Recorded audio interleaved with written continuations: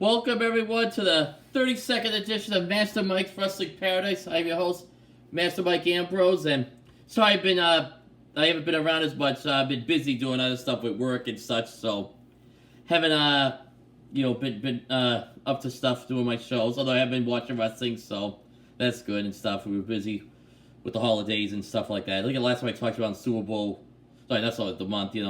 Super Bowl weekend was the last time I talked. So you guys, so. Here we go. Let's get this show on the road. Raw review last night.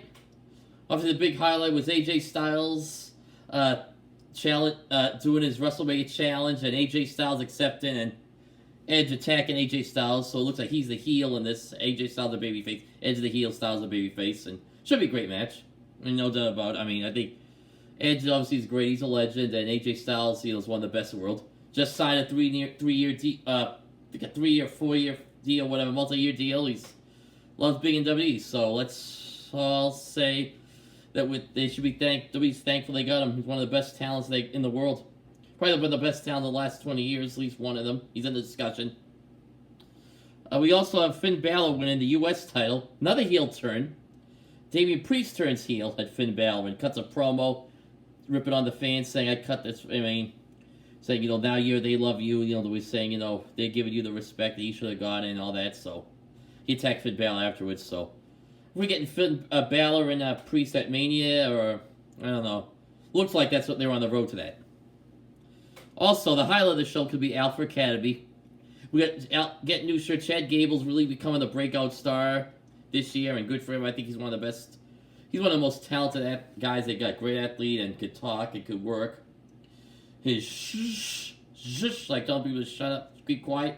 He's getting over big. He has like a shirt that says it, so he's doing all right for himself. And Otis has got a career resurgence after setting back a while back, so they're doing good.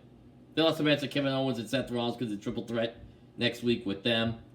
Alpha Academy defending against Kevin Owens, Seth Rollins, and RK Bro. Got NXT tonight, Stack Show. It's so much talk about. So, Carmelo Hayes versus Pete Dunne. We got 2 matches in the Women's Dusty Cup. We got... I keep forgetting. I think we... but there's a stacked show tonight. I gotta get the list. If I can get it on it. It's just so much stuff on the show. It's a stacked show tonight. Kickoff. Braun Breaker, NXT Champion, and Tommaso Ciampa against Dolph Ziggler and Robert Roode. Speaking of which, we... go back to last night's Raw. Ciampa beat Rude. He has a new theme music people are bitching about, but he said on Instagram, I don't care. It's a new chapter, it's new beginning. So, hey, if Tommaso Ciampa's on the main roster, people should be happy. Guy's finally working. He's paid his dues enough that he should be on the main roster. Because NXT is going in a different direction with Younger, even though he was like one of the mainstays of NXT. They're gonna have to, they gotta move on. They're kind of moving on from that. So, and next week they're in Cleveland for Raw, and I don't know. I guess Johnny Gargano's still a free agent. He's taking bookings. I don't know if they could put him in the mix, because there's a lot of good tag teams right now on Raw. Raw's like stacked with tag teams. If you reunite DIY with Gargano with Ciampa, with Gargano, it could be a good thing.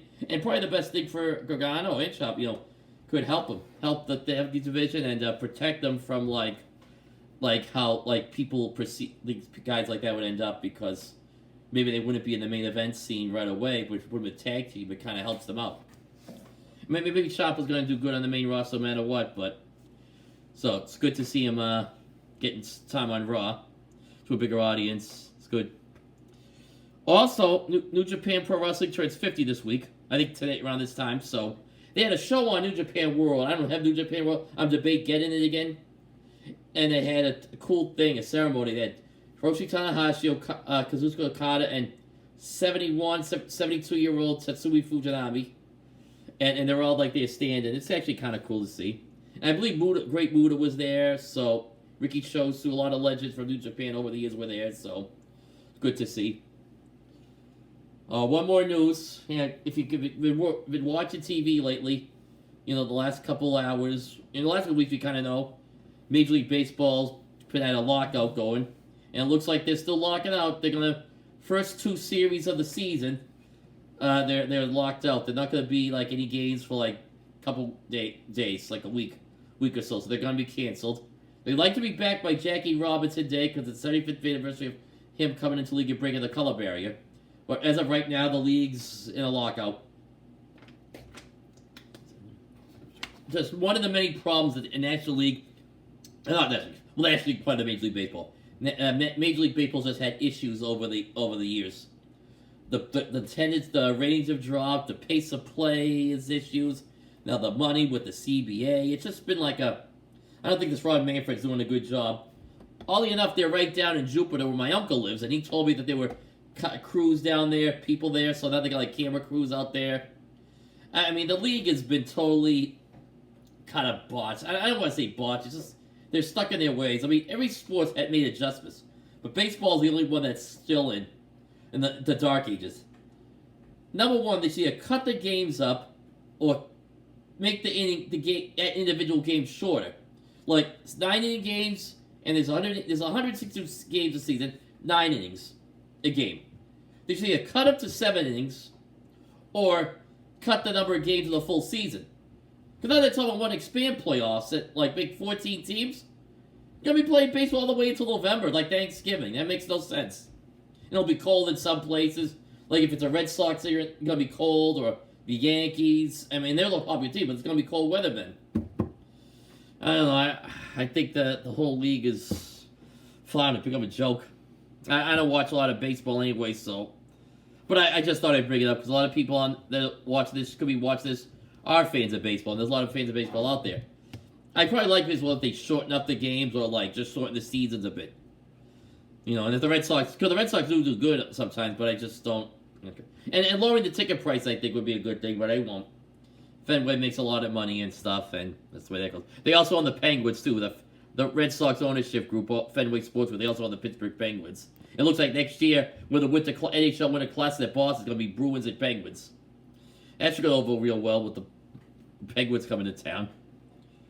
They'll be the biggest heels in sports in Boston that weekend.